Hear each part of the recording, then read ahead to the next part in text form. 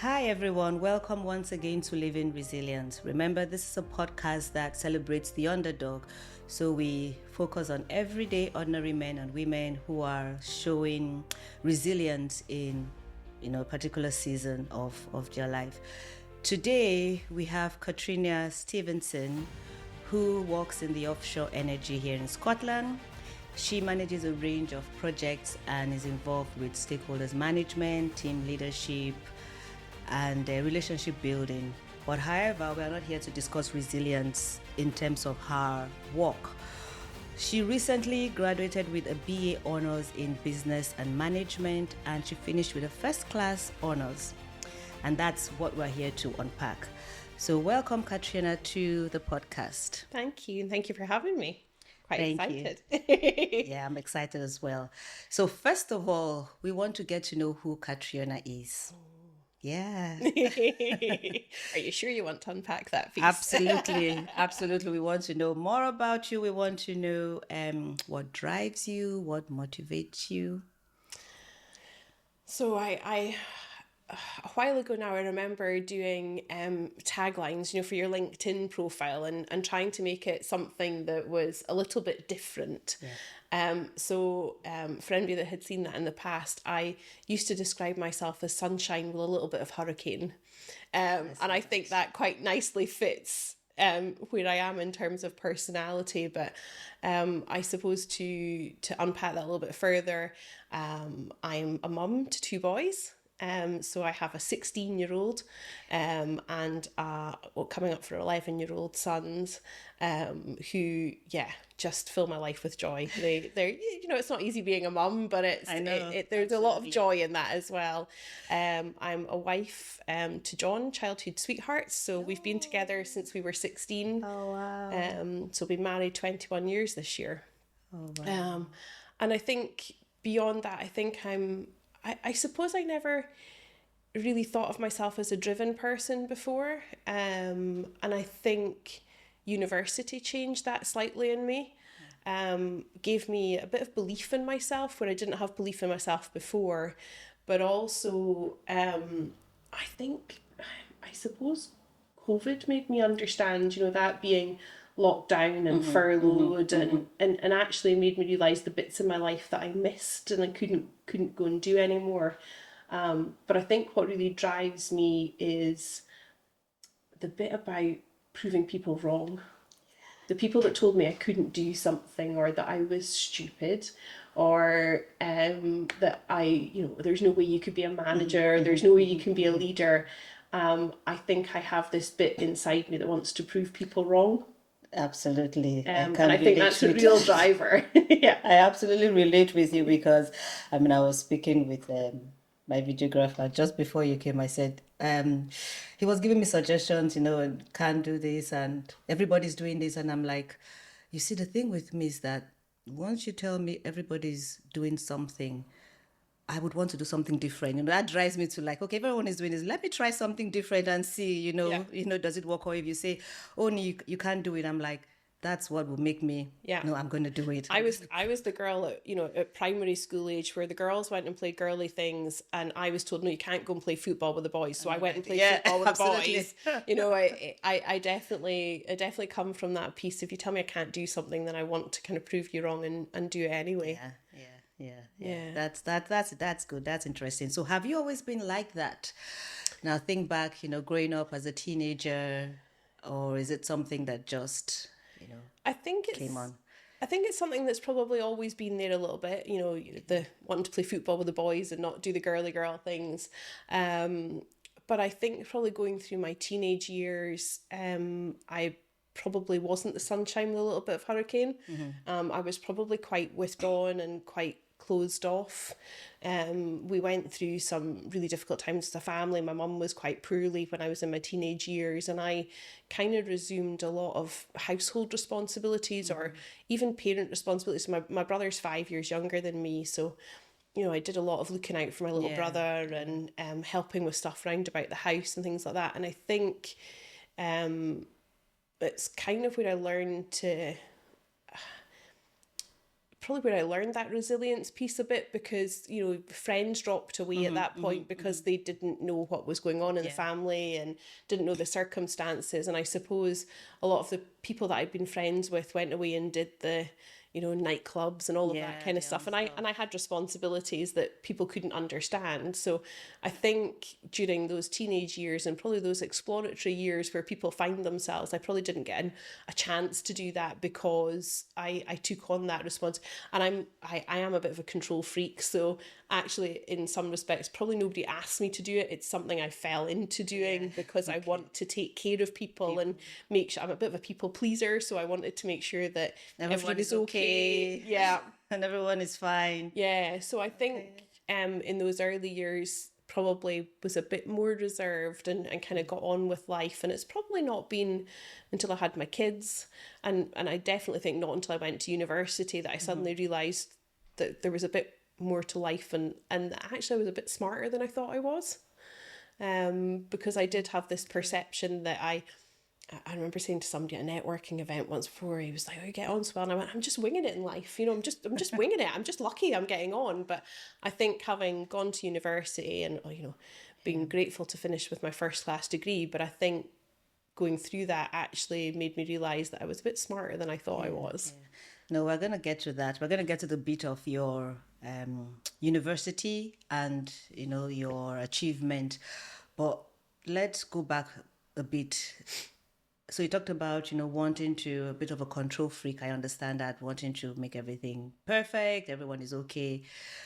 Now, that would have had some impact in terms of you. So, like, achieving your own goals, your own dreams. What are those sacrifices you had to? I'm assuming you made some sacrifices in order to make sure, you know, certain people were okay. Yeah. Could you discuss that or share that? I didn't, and it probably comes back to career and not really knowing what I wanted to do, and we weren't, you know, my mum was poorly, and we weren't a family that were particularly well off anyway. You know, both my parents worked for the NHS. My dad was an engineer and my mum was a nurse, so not the best of paid people either.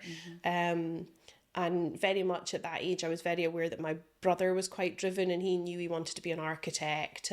And this is probably where, you know, I was old head on young shoulders, I think, because I remember thinking, well, mum and dad couldn't afford to put both of us through university. And I didn't know what I wanted to do, but I had also very early on in life had been aware that, you know, I wasn't great at spelling and I really struggled with maths. Anything with numbers I was great with.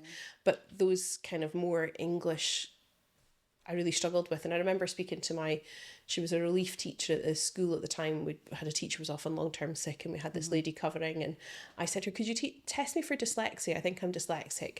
And she went, "No, Catriona, no, you're just stupid." Oh my God. And it just, I think, I probably hadn't realised how much that stuck with me until I then obviously, you know, and we'll come to that around the dyslexia testing, but, you know, then realising I was dyslexic. But I think I probably realised that, you know, I took that perception of I was stupid, so I probably couldn't go to university. College didn't really seem like something. And how old were you when you were told that? I'd been probably about 13 or 14. Oh my goodness. Quite early on in secondary school.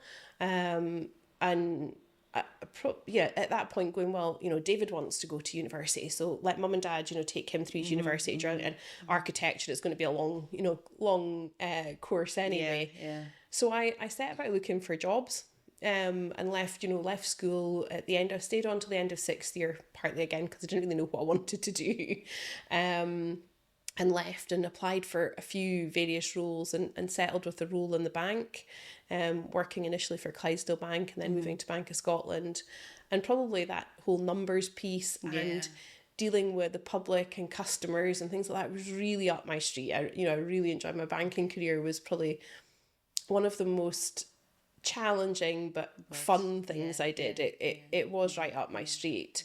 So how did that statement impact you? Did it affect you, like, going forward, or when you started working, knowing that someone had said that to you, which I mean is a very nasty thing or awful thing, really, to sit with 13-year-old. You just think people wouldn't say that nowadays, or you hope nobody would say that to children nowadays. But But how did that like affect you in terms of your self-esteem or I your think it gave me, confidence? yeah, I think it definitely gave me low confidence when it came to applying for jobs and roles. I generally, I joined the bank at just coming up for 18 and stuck with, well, although I moved from Clydesdale Bank to Bank of Scotland, it was a like for like role. I didn't go for promotion. I was never one that would go for promotion. Had it in my head I didn't want to necessarily be a manager or an area manager because, Okay. I'm not clever enough for that kind of stuff. And I think, I suppose I used a lot of, and I still do this in my, nowadays, but in a different way, but I used a lot of sarcasm and humour, and kind of made fun of myself a lot about these things because it was easier to make a joke about the fact that I wasn't the smartest, or, I was winging it in life and I was just lucky and things like that. So it probably held me back from applying for a lot of jobs. Okay. And certainly I think as well, when I took voluntary redundancy from the bank in what would have been 2013, just before I had Reese. And when I then went to go back and try and get a role, I kept looking at stuff being advertised in the paper or online and things like that, going, oh, no, I'm not smart enough to get those jobs, or I haven't got what it needs, because I couldn't see transferable skills. I couldn't see what I'd learned and everything I'd learned working in the bank as how I could then use that in a different role. And I was probably just really lucky that I had somebody that could see that for me and pushed me to, apply for this role. That's a great role and you'd be perfectly suited. Can I introduce you to, and things like that. So I've probably been lucky that other people have seen the potential in me. So who was that? Do you mind telling us who that person was? Yeah, no, not at all. So initially, actually, it was a customer. So somebody that I'd worked with as a customer and a client in the bank. He was part of one of these BNI groups, so the kind of networking groups, and he knew one of the chaps around the table at BNI was looking for somebody, and he said, he's advertised and he's only really wanting somebody 5 hours a week, but I know he needs more, and I know you can give him more. So I went and met with him. It was the most bizarre interview I've ever seen. He'd never employed somebody before, so it was a funny interview. He downloaded questions off the internet to ask me, and it was really funny. But I remember him phoning me in the car one day, and I was in the car with both the boys, and Kyle would have been, about 10, not even 10 now, maybe about 7 or 8, I think, at the time. And he phoned, and I came off the phone, and Kyle said to me, "Mummy, was that Thor?" And I was like, yeah, because the guy, so I went to work for Thor, not the superhero, but actually what Thor was a presentation trainer. Okay. And I think that was in some respects, that was a real turning point for me, because he started getting me, I went in to do business development for him and some admin and PA work, very small business, working with him and his wife. And we had there were no 2 days were the same. But he said to me, "We'll get you presenting." And I was like, no. I'm here to help you out. I'm not here to learn how to present. We'll get you presenting. He said, it's just like reading a book to your kids. And I went, I don't read books to my kids. And he said, why not? And I said, because I don't like reading out loud. So a lot of what Thor taught me going forward was, when you present something, you don't need to read off a script. And that was a big change for me, in actually knowing that I could go and present without having to read off a script. So I think, going and working for Thor was a big turning point in my career. And he introduced me to, loads of wonderful people that actually made me realise that I was better than I thought I was. You thought, which is very, very important. So I think I would say Thor, in quotes, was kind of like a mentor or coach, which is very important, in terms of building someone's self-confidence, especially, I'm speaking even to maybe line managers out there, or directors, or people that are in a position of leadership, some form of leadership where they have people working with them. Sometimes it's very important to, if you see the potential in someone, to help, bring that out. Absolutely. You give them that space and opportunity for them to actually blossom or try out things, which not very many people are good at. I think it's a leadership skill, but that is key, even in terms of, talking about self-development. Talking about, being resilient. So I think that was what really helped you? Yeah, absolutely. Yeah. Yeah. I think he just gave me the confidence and the autonomy to go away and do my job because he knew I could do my job. Yeah, So yeah. I think, working for Thor was the first time I'd probably not been micromanaged. Yeah, yeah. So just, yeah. Katrina, I know you can do what you do, just go away and do it. And that probably really empowered me, and, circumstances took over, and obviously eventually I moved on from Thor. But yeah, it probably was the real turning point in my career, but also making me see the world differently. Yeah. I've had that in when I was doing my PhD. So I had a fantastic supervisor, and I could relate to, to thoughts, to what you're saying. So he had so much belief in me, and he trusted me. He wasn't micromanaging me. And I think I also felt that kind of responsibility to, like, this guy, believes in me, and I'm not going to, like, let him down. Yeah. And, worked hard. So it's really, really, I think mentorship, Absolutely. coaching is I think it's a key element when we're speaking about, building resilience. Yeah. And all that. So yeah, thank you for sharing that. Yeah. So you seem to be doing well in terms of career and all that. Why did you go back to the university?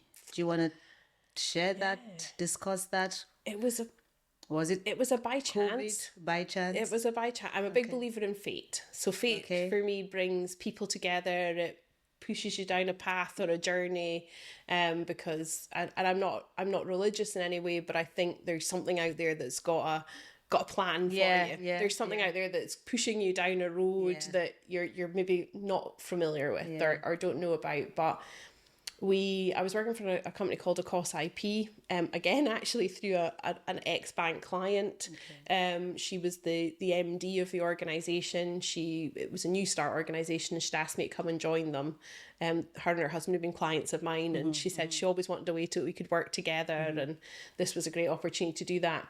And we had a young graduate engineer. He'd just finished his master's in engineering with Robert Gordon's, and we were actually looking at a way to progress Stuart's career and to keep him on that learning path and learning journey.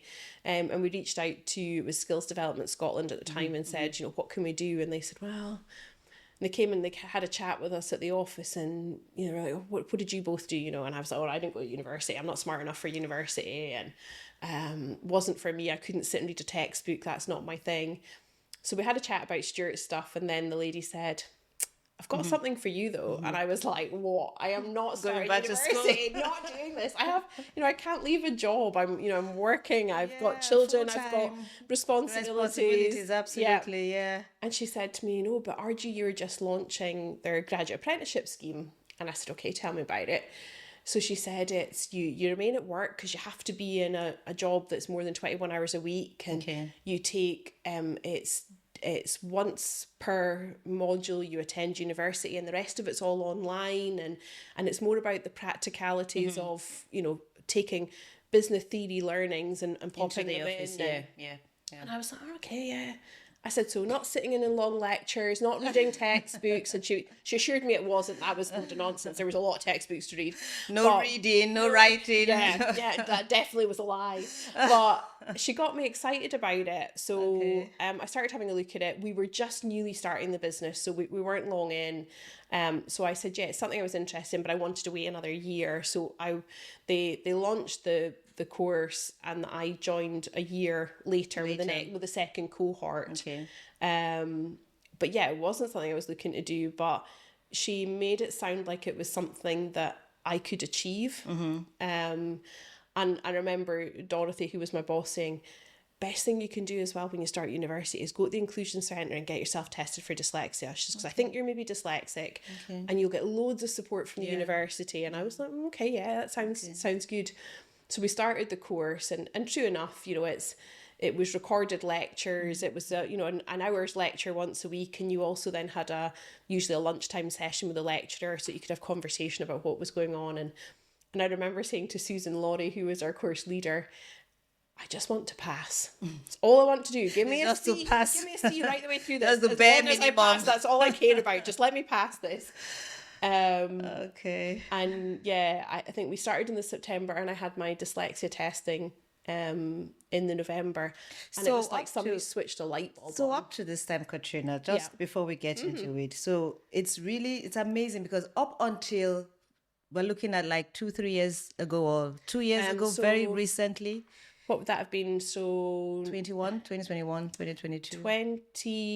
2020, when did we start? 2019 I started my degree. So up until this time, you had no clue that you were dyslexic. You had no clue you had this learning difficulty. No, as I said, I approached it once when I was at school, and she told me I was stupid, and I just thought, well, I am just stupid. And you just kept on going on like that, working and... Yeah. Okay. Yeah. Okay, so when you did the test... Yeah, it was... How did you feel when... I was a bit nervous going in. I have to admit, I was a bit nervous going in, and it was really interesting. Some of the stuff that I kind of knew going through the test with the gentleman that he was going to tell me at the end I was, just by some of the stuff he was saying to me. So I realised that I'd done a lot. I suppose when you don't know that something's wrong, you correct it in the background yourself because you have no other way. So you adapt, you change how you do something. Coping mechanisms. Absolutely. Yeah. So what I realised was that I always write in capital letters. So everything I write in capital letters. And everybody always tells me I've got beautiful handwriting, got really neat handwriting. But he does a test with you where you have to write out a sentence multiple times, but you have to write it in lowercase. And what I realised was that the reason I write in capitals is because I don't fully form letters when I write them in lowercase, because the brain's too busy thinking about the next bit on.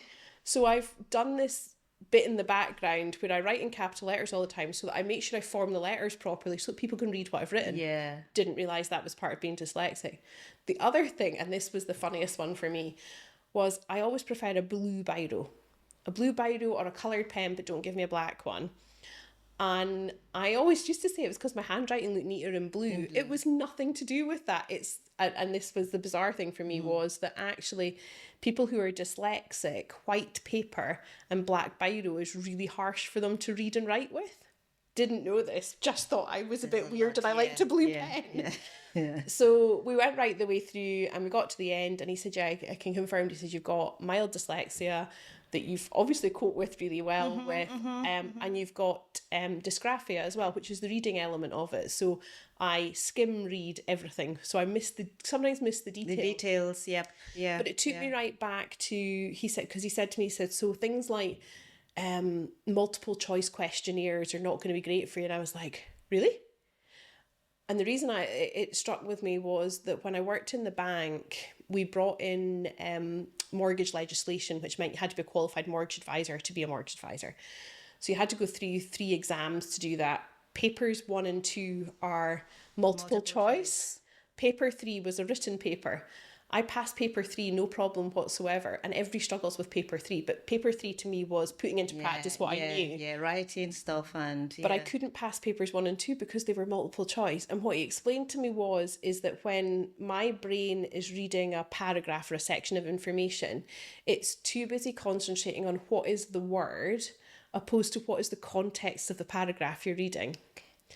So he said it then makes it really difficult for you to answer multiple choice questions. And that was just a light bulb. So when he said all this, and he said, so there's loads we can do. And there is phenomenal, and particularly at university level, they are just so supportive. Like I could have had anything and everything. I went back to the inclusion centre and they were like, so what do you want? And I was like, well, I don't know what's available. And they were giving me all sorts of funky pens that recorded lectures and apps for the back of my PC and all sorts of stuff.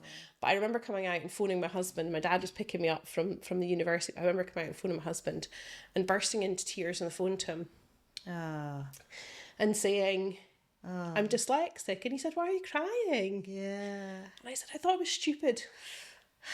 And it was nothing to do with being diagnosed with dyslexia. It was the fact that I thought it was stupid. You've lived with that, for like years, thinking you're making me emotional now. Oh dear. But I could imagine, Yeah, so I think to be told at the age of 38 that you're dyslexic, it was like a massive light bulb moment. But then I began to recognize, it became like a superpower. Now they say learning difficulties or learning challenges are often like a superpower. And it became like a superpower in me, that I then began to recognize my own traits in other people. Yeah. And there was a chap in my study group, and he kept saying stuff to me, and I went, Michael, have you been tested for dyslexia yet? And he was like, what do you mean? What do you mean? And I went, I think you're dyslexic. I think it's the same as mine. So he went away and got himself tested, and it came back, and he was exactly the same as mine. He was, the same level of dyslexia and everything. And I was like, oh my goodness. And then I did homeschooling with my son, my oldest son. Yeah. And found out that Kyle's dyslexic as well, but actually far worse than I was. And the school had never picked it up. He was... And that's a secondary school, right? Same secondary school as I went to as well, which was disappointing. But that teacher wasn't there. No, she definitely wasn't there anymore. No. But having still at this, I'd have thought by now we wouldn't have to fight, and I become like a I don't know, a mother lion. Don't mess with my children. I will fight tooth and nail for my children, and really having to fight to get him the support he needs to be able to progress and not feel like he was stupid. So it's been an interesting journey, but it was definitely a light bulb moment. But to realise all the stuff, we were speaking about resilience, and actually to have gone through 20 years of my life in advance of that, studying and passing exams. It's not like I didn't pass them brilliantly well, but I passed my standard grades, passed a couple of hires. That's the thing, you would pass, but with so much extra effort, extra work, because I mean, it's... I've rewritten textbooks, I don't know how many times, because that was my way of learning. I just kept rewriting everything that was in the textbooks. Exactly the same thing, writing. And, so it's very interesting that you say all this, because I don't know when dyslexic became like a thing in terms of people became more aware of it, because I know in some cultures, like where I come from, it's still not a very popular topic to discuss. I don't know how many people are aware of dyslexic, to be honest, back, where I come from, Africa, West Africa. So my coming here and not even finding out until I started my PhD was also, like you said, light bulb moment. But then I was like, oh my God, and I started thinking of all the while I started dealing with this thing since my secondary school, having to wake up at night, read all through the night, do the extra reading. And I just felt my brain, I knew my brain processed things differently, and I was like, okay, I just need to do a bit more work. Like if I'm reading an article, I'll have to read it like 3-4 times to get the gist of it, to understand what it really means. The first time I'll just skim through it, and so it is it's something people are going through, but they don't even know what it is. Yeah. And Kyle's a prime example. So my eldest son's a prime example of that, because when we then got him tested, and so many times as well, you just think it's the same for everybody. Yeah. So he came home with one of the things you often get, and I don't know if you've got this, but coloured overlays to put in textbooks to make a textbook easier to read, to make something easier to read. So I got all excited when he said, I've got my coloured overlay. And I was like, what colour did you get? I wanted to know if his colour was different from my colour. And he said, it's orange. And I was like, all right, okay. So mine's like a greeny colour, and there's a pale pinky one as well. And I said, does it make a difference for you? And he said, yeah, as soon as I put it over the top, the letters and the words stopped bouncing. Yeah. And I was like, what? Okay. And he went, the words stopped moving. And I was like, that's not my dyslexia. That doesn't happen for me, but it happens for Kyle. And I said, why didn't you say anything? And he went, I thought it was the same for everyone. And unless somebody points out or asks or recognises something like dyslexia, you just assume that everybody is going through the same challenge. Thing, and we're not all going through the same challenge. Or sometimes it's not even that. Sometimes you might also assume that, you just have a problem, but I think it's that fear of stigmatization or fear of, there's something wrong with you, you're not right. Yeah. So you just keep, I think in my own case, I just kept going and kept quiet, and, didn't want to say anything to anybody, so I wouldn't seem like I'm off or I'm odd. The odd one out. Yeah, exactly. I'm odd. Nobody wants to, and particularly in your teenage years, I think as well, or those real informative years. Your teens, your early 20s, when you're progressing in the world and becoming independent. You don't want somebody to point out and say, there's something different about you. Something's wrong with you. Nobody wants to be different. Absolutely. So it can be a real moment in somebody's life, and it's whether to embrace that. And I'm not short in telling anybody nowadays that I'm dyslexic, and being able to recognize it in other people, or the lady I work that works with me, Trisha, is also dyslexic, and she's the same. She's no fear over it, but we know how each other's brain works, and that makes such a difference when you're working with somebody as well. If you can just understand and help them along their way as well. Yeah, no, that's good, because so one thing is, I think the culture of like where you're working, the organization, the environment, because I know I've had discussion with some people, so they talk about neurodivergent, not dyslexic per se, but Yes. I think there's still this stigmatization in terms of being open up to say, oh, I have this challenge, I have this problem. It could be like where they're working, it could be maybe the environment that's not really being spoken about, or maybe there's not enough support. But I still feel there's still sometimes people are uncomfortable really opening up to say, like, I have this challenge or I have this problem. I don't know. I would agree, and I am lucky, and I'm new to Offshore Energies UK, but I do see actually within there they are very supportive of people with neurodivergent. As soon as I said I'm dyslexic, they're just, what do we need? How do we support you? Do you need something different on your laptop? But actually, I think we're really lucky. I think the other thing is, and this can be a really difficult thing for people to do, but actually, if you can speak out about these things, that it breaks down the barriers. It often then somebody else will say, oh, that's the same for me, but I was scared to say something. Or, we've got a huge diverse organisation in Offshore Energies, and two of the ladies that work alongside me are both celebrating Ramadan at the moment, and they put their hand up and said, can we do a lunch and learn on Ramadan so that we can tell people all about it? And it got so many people attending and so many people interested, and we do other lunch and learns internally. We did one on the menopause this week, and actually we had so many guys turn up to the menopause one, which was brilliant. It was really good. Some of the girls, I think, sitting there a bit like, why are the men here?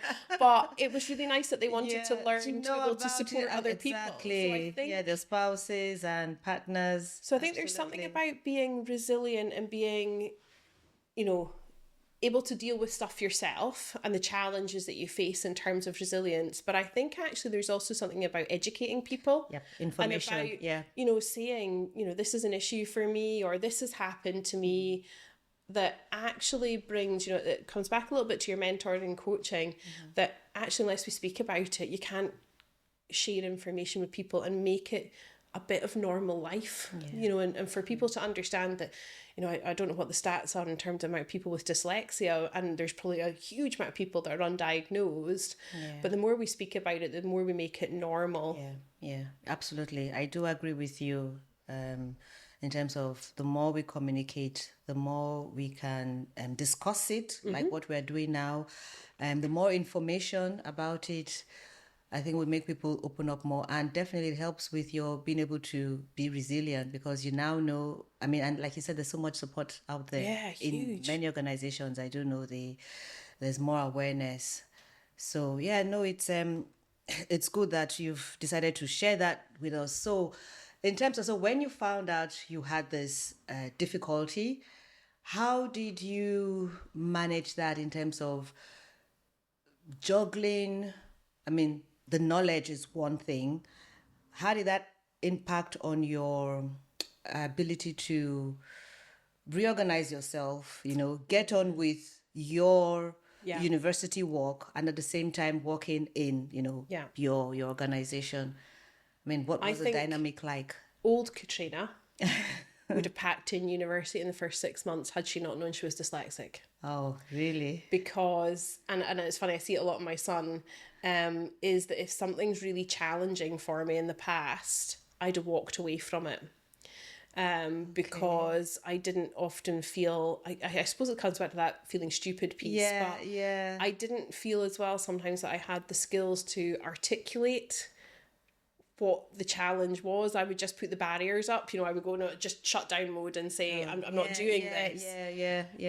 But I think the new light bulb Catriona went, okay, I can't do this, but I can't do this because I'm dyslexic. That's not, okay, it's a label, but actually I'm dyslexic and I don't understand what's going on here, but actually now I'm able to ask for help because I have a label. I can go, I'm dyslexic and I need some additional help with this, whereas I wouldn't have just in the past gone, I don't understand, can you help me?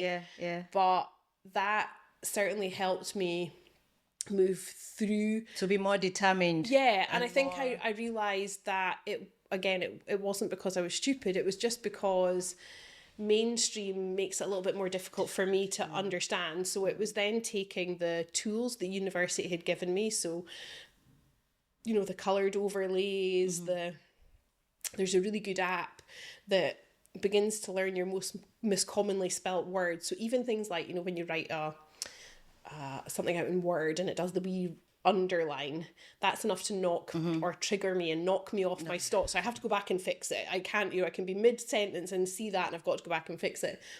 So the app that they gave me in the background meant that it auto-corrected everything for me. So I didn't have lines. It knew what I was trying to say and it did it. Didn't always pick up the right words, but it certainly helped. But I think by having suddenly being able to arm myself with a toolbox of tools, and that can be simple things. It doesn't have to be to do with dyslexia, but anything when you come up against a challenge, where's your resilience toolbox? What's in your resilience toolbox? Is it that you need to go and speak to somebody? Is it you need support? Is it mentoring or and I was really lucky in my last year at university, which is always your most challenging one. You're writing a 15,000 dissertation and working full time. And you did that, so you did write the 15,000. Yeah, I did. Yeah, okay. I got an A. So from the second year through to the end, I was a straight A student. So not just a first class degree. I've got 3 head of school, dean of school awards. That's brilliant. As they were. But I had a friend who was going through. He was doing his coaching qualifications, and I said to Chris, if you need a guinea pig, I'll be your guinea pig. So actually I was really lucky that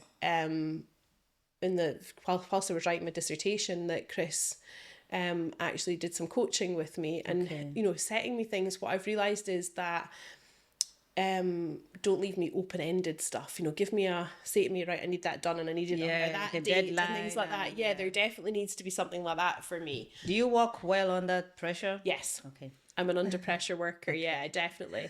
Not quite as under pressure. One of the girls I got really close with at university, she basically wrote her dissertation in the last 6 weeks. I couldn't have done that, but I took it in stages and dropped it into stages. But knowing that you have like a deadline, a timeline, and all that. Yeah. Okay. So that's really, really interesting. And so you found out you were dyslexic and you got support from the university, and that had an impact in terms of your productivity. Yeah. And you obviously made good use of that system in place. And you came up with a first class. How did you feel when you got your result? So did you believe you could actually get a first class, or you were just like, going, taking a day at a time, doing the coursework, or did you like, okay, I'm going to get this. I can do the first class. I can get the first class. Now that I have all these tools in my, resilience toolkit. Yeah. I don't think I ever set out to get first class. As I said earlier, I set out just to pass. That's all I wanted to do. And I think in some respects, my first A, so my third module in first year, I got my first A. And I remember phoning the girl that was mentoring me at the time, because you had to have a mentor through university, workplace one. And I remember phoning Kimberly and saying, I've got an A. Like I'd never had an A in my life before.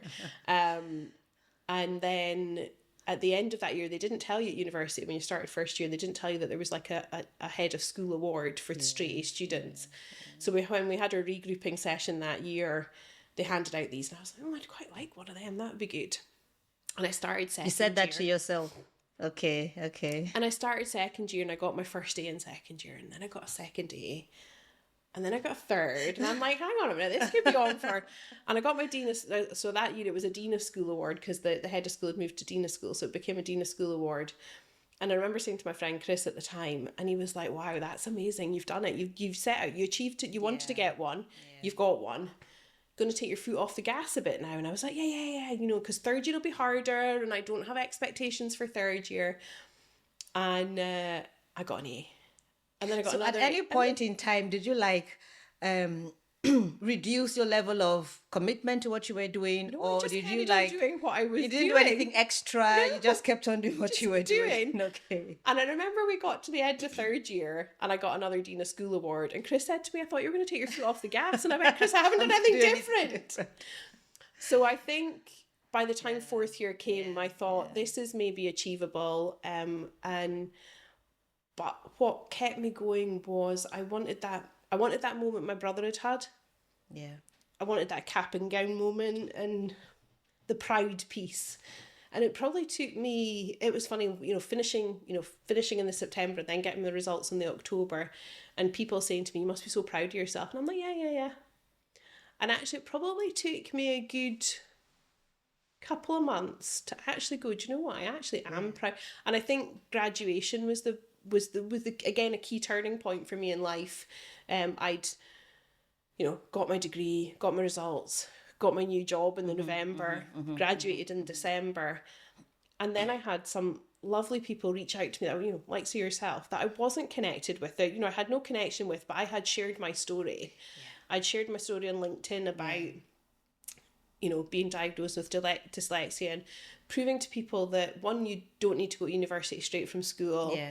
You can go to university with dyslexia and get a degree, absolutely, and with a distinction. Absolutely, yeah. And I had some really lovely people reach out to me. I had a lady who reached out to me, and actually I remember sitting in tears reading it.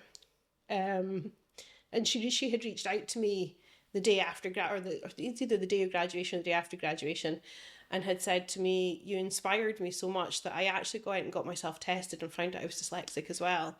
And she said if I hadn't done that, I wouldn't have carried on with uni.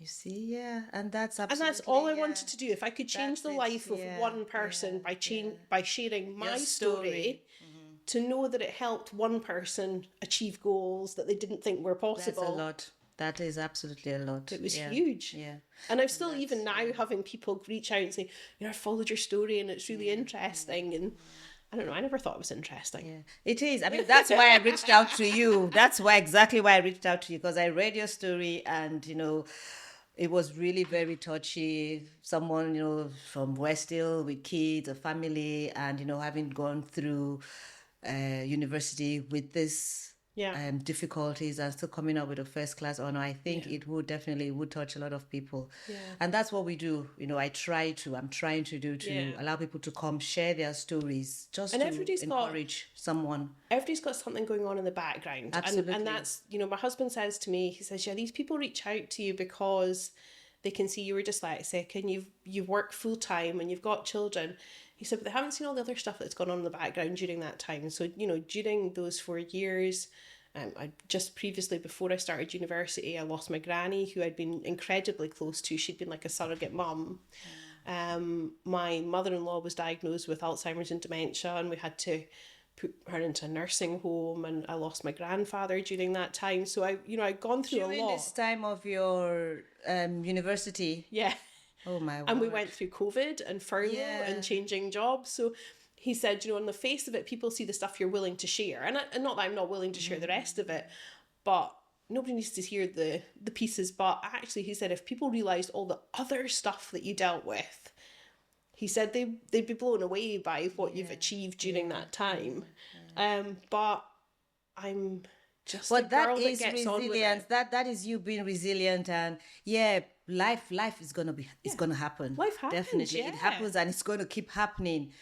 And it's how we deal with it. Yeah. I think you're a very, very positive person. Yes, I think so. Yes, you're very positive, and the fact that I didn't even know you were going through all this within that space of 3-4 years. So finding out you were dyslexic was one thing, and then having to battle the other issues going on in your life is another thing. So I just wear really big girl pants. Sometimes you've got to pull on the big girl pants and just.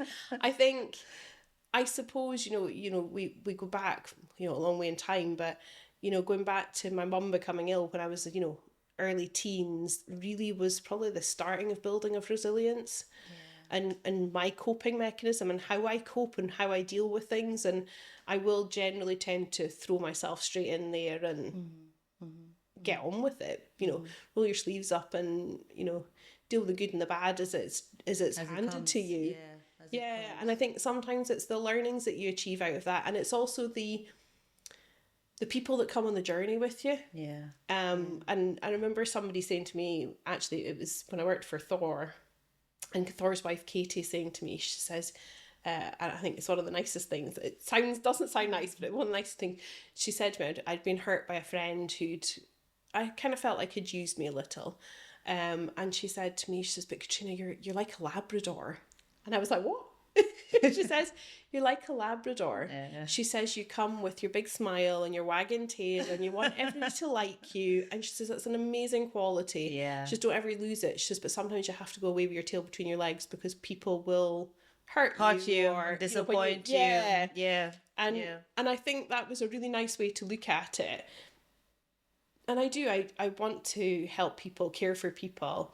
But I think what I've learned, and another friend of mine said to me, you probably can only write on there's a really great guy called Gavin Oates, and Gavin and a friend of his wrote a book together. And Gavin in the book speaks about the fact that you should be able to write on a postage stamp the people whose opinions matter to you. And I probably only have 4 or 5 people who I would go to and ask their opinion, and that I would care what they said. And what I've realised is that you can have lots of friends, but lots of your friends are really just acquaintances, and there's only really a handful of people that you could turn to if need be. And I think it's taken me until I was in my late 30s to learn that. I think we throw around the word friends just, very casually. Friends, my friend, she's my friend, he's my friend. But, what do you really mean by friends? Are they like really a go-to person in times of need? Yeah. And they're part of your resilience toolkit. Having those people that you can trust, network. That you can ask for their support, that you can ask for their honest opinion of as well. It's really important to have those go-to people that you can just say, oh, the shit hit the fan today. How do I fix it? Or this is, and actually the people that don't try to solve everything for you. I remember, my friend Gillian saying to me when my granny passed away, it's shit, Catriona. It's really shit. And that's all I needed to hear. I didn't need to hear anything else. Just wanted somebody to take what I was feeling and go, yeah. Sometimes just listening ear, because I know I have some friends that, they call me like, oh, I just want to vent, and I like, go ahead. And they just start talking, and I really, don't say much. You don't solve it. Yeah, but it's just like, I do it too sometimes, you just want to express and just want to vent out, and, they're not going to solve it, but someone that is just there to always listen to you. Yeah. So I'm guessing that's what actually helped you throughout the journey. The fact that you had a support network, people that you could run to. And people that believe in you. People that believe, definitely, absolutely. That's you really, often really sometimes important. You don't have, particularly when your resilience is really low, you don't believe in yourself very much. And you have to have people that believe in you, that definitely can push you on. I probably took a real wobble during my project management element of, and I just lost my granda during that module. And I remember saying to the course leader, or the lady that was running that workshop, and saying to her, Sean, I can't do this. Don't get it. Can't do it. It was technology based as well, and it was using Excel spreadsheets, and that's not my thing. But I remember saying, Sean, I can't do this. I'm jacking it in. I'm done. Can't do it anymore. And she said to me, Catriona, you jack that in, I'm going to hunt you down. She says, because you can absolutely do it. Good. And within the space of just a few days, something triggered, and I went, yeah, I can do this. I'm okay. But it just takes for somebody to go, I know you can do it. And just, absolutely. Giving you a bit of belief. Yeah. Thank you so much. So having someone that believes in you, that's ready to like push you, support you, having a support network, friends, very, very important. And also, most importantly, information, having the right, information. I think that really, really helps in terms of, building one's resilience, which that is exactly what you have displayed all through. And it's taking life experience as well. And there's always going to be points where you feel like your resilience is low. Your glass is half full opposed to half empty. Half empty, yeah. But if you can recognise that as well, I think being true to yourself. And don't give yourself a hard time about it either. Not everybody's perfect, not everybody's happy all of the time. Being true to yourself, yeah. absolutely, yeah. No, that's very, very interesting story, Catriona. I'm so, so happy. I'm so grateful for you to have taken your time off and come to share your story. No, thank you so much for having me. You're welcome. Thank you so much for listening. And remember, if you do like the information or if you found it helpful, to subscribe and like the podcast. And remember to always stay encouraged, become enlightened to empower others. Take care and see you next time. Bye.